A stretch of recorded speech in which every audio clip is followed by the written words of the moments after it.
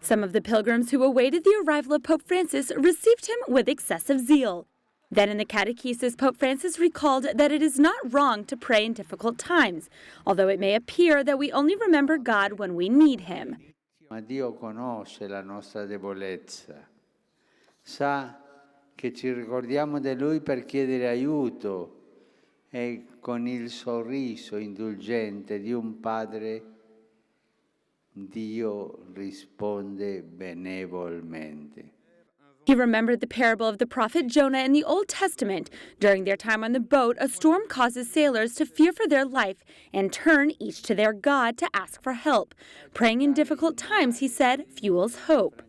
Che il Signore ci faccia capire questo, il legame fra preghiera e speranza.